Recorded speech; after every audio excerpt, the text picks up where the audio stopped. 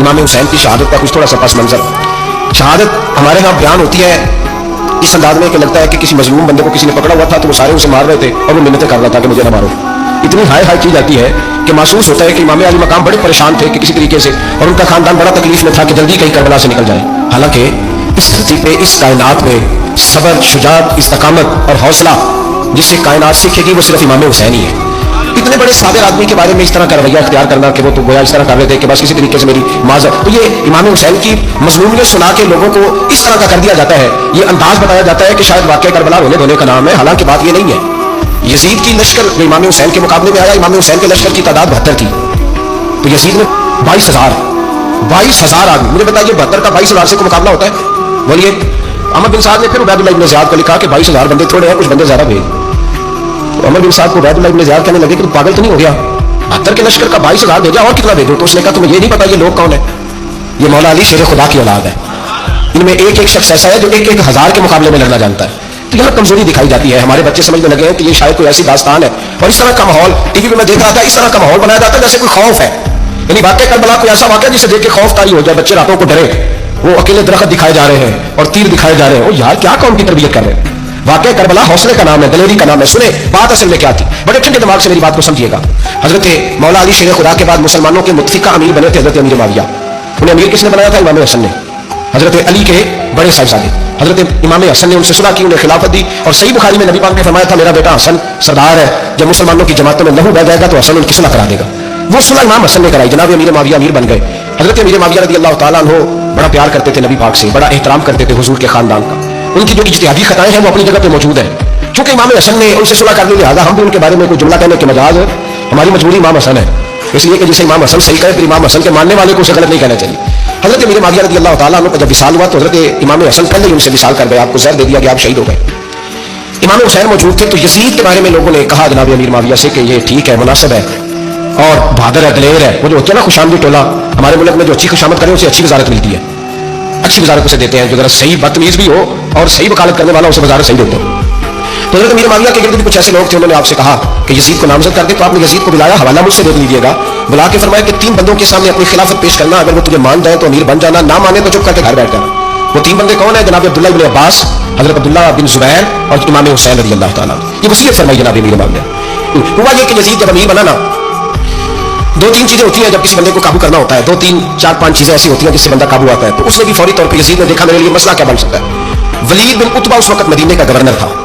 Yazid ने उसको खत लिखा कि अमीर अरब का रिवाज आज भी है कि जब तक नए खलीफा की बैत नहीं हो जाती पुराने के इंतकाल की खबर ही नहीं देते, उसको रखे रखते। ये उनका तरीका है। वो कहते हैं कि वली अहद अच्छी तरह कब्जा कर ले फिर बताए। हजरत अमीर मुआविया का विसाल हो गया, बताया नहीं। यजीद ने क्या किया, क्योंकि बड़ा चलाक आदमी था, बड़ा शातिर था, बड़ा तेज था, बड़ा अजीब उसका मिजाज था। ये चलाक लोग जिंदगी में हमेशा धोखा खाते हैं, चलाकियां इंसान को खिलाती हैं और इतना मुंह छीन जाता है कि मुंह पहचाना नहीं जाता। बंदा अपने आप को रब रसूल के हवाले कर दे तो अल्लाह बड़ी बेहतरीन जज़ा अता करता है। ये लोग तेजी दिखाते हैं बाज, तो यजीद भी तेजी दिखाने वाला था। उसने वलीद को खत लिखा कहने लगा कि फौरी तौर पर अब्दुल्लाह इब्न अब्बास को बुलाओ, उससे कहो मेरी बैत करें। ये जो बैत होती थी ना, ये भी सुनने क्या होती थी, ये बैत हलफ होता था। हलफ कि मैं अल्लाह रसूल के नाम पे हलफ देता हूं कि मैं यजीद की इताअत करूंगा, मैं उसके खिलाफ कोई बगावत नहीं करूंगा। ये बैत लोग समझते हैं कि बस हाथ पकड़ने का नाम बैत था। उस बैत का मुतबादल जमहूरी मुल्कों के अंदर वोट आया है, उसका मुतबादल लफ्ज।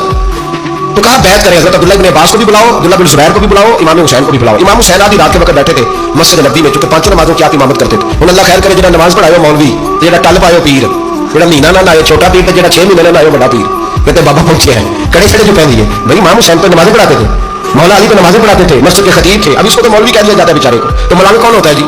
तो मेरा कपड़े काट पाए, क्या तमाशा है, कौन जिधर दिल करता है निकल जाती है। इमाम हुसैन नमाज पढ़ा के शाह के बैठे थे जनाब अब्दुल्लाह बिन जुबैर। अब्दुल्लाह बिन जुबैर कौन थे? ये नबी पाक सल्लल्लाहु अलैहि वसल्लम के पोते थे और जनाब सिद्दीक अकबर के नवासे थे। हजरत अब्दुल्लाह बिन जुबैर और जनाब जुबैर बिन अवाम अशरा मुबशरा सहाबी हैं, उनके बेटे बहुत जीरत आदमी थे। ये भी इमाम हुसैन के पास बैठे थे। अब्दुल्लाह इब्न अब्बास भी थे जो हुजूर के चचा के बेटे हैं, इस उम्मत के पहले मुफस्सिर है कुरान पाक। ये लोग बैठे थे। तो वलीद ने एक बंदा भेजा, उसने आके कहा जनाब आपको गवर्नर साहब ने बुलाया है।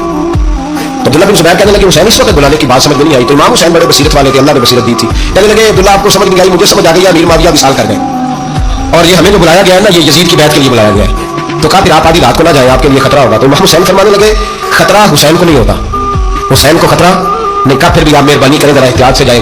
तो जनाब अब्दुल्लाह इब्न जुबैर ने, अब्दुल्लाह इब्न अब्बास ने 14 बंदे नेज़े देके तलवारें देके इमाम हुसैन के साथ भेजे اور کہا کہ امام حسین اگر اس نے کوئی غلط ملت بات کی نا زبردستی بیعت کرنے کا کہا تو آپ بس کوئی ایک بات اونچی آواز میں کر دینا، یہ سپاہی پیچھے آ جائیں گے۔ امام حسین ان 14 بندوں کو لے کے گورنر ہاؤس پہنچ گئے۔ جب آپ وہاں پہنچے اس نے بتایا، اس نے کہا جی حضرت امیر معاویہ انتقال کر گئے اور آپ نے یزید کی بیعت کرنی ہے۔ تو امام حسین فرمانے لگے میں چھپ کے بیعت نہیں کروں گا، مجمع لگاؤ، جمعے والے دن اعلان کرو، جو طریقہ ہے حضرت ابوبکر صدیق کا، جو طریقہ ہے حضرت عمر فاروق کا، جو انداز حضرت عثمان غنی کا ہے، جو مولا علی کا ہے، سر عام اعلان کرو، اگر ساری دنیا یزید کی بیعت کرے گی تو میں بھی تیار ہوں۔ تم مجھ سے بیعت لے کے بھی لوگوں کو بتانا چاہتے ہو کہ حسین بیعت کر رہے ہیں تو تم کیوں نہیں کر رہے؟ میں عام آدمی نہیں ہوں، لہٰذا چھپ کے بیعت نہیں کرتا۔ جب یہ بات کی نا تو ولید بڑا نرم دل تھا اور امام حسین کی شان کو جانتا تھا، وہ جانتا تھا یہ نبی پاک کا خاندان ہے۔ اس نے کہا جی مجھے تو حکم تھا، باقی آپ حضور کے نواز سے میں کر کچھ۔ وہاں ایک بڑا بدبخت شخص بیٹھا تھا عبد الملک بن مروان، وہ ولید سے کہنے لگا کہ اگر حسین آج تمہارے ہاتھ سے نکل گئے تو تمہارے لیے بہت بڑا مسئلہ کھڑا ہو جائے، انہیں جانے نہ دینا، یا بیعت کراؤ یا ان سے کہو جنگ کے لیے تیار ہو۔ تو امام حسین رضی اللہ تعالیٰ عنہ کے کانوں میں آواز گئی تو فرمانے لگے ابن مرجانہ اگر تیرے اندر ضرورت ہے تو آ سامنے حسین کے، اس کے کانوں میں باتیں نہ کر، کانا پوچھی نہ کر، باہر آ میدان میں، شرارت نہ کر، باہر آ، میں تمہیں بھی بتاتا ہوں کہ حسین سے مقابلہ کرنے کا انجام کیا ہے۔ یہ کہہ کے امام حسین باہر نکلے، اپنے بھائی محمد بن انفیہ کو بلایا، عبداللہ بن زبیر، عبداللہ بن عباس، ڈھیر سارے لوگ اکٹھے ہو گئے، فرمایا یہ معاملہ ہے، آپ کیا کرنا ہے؟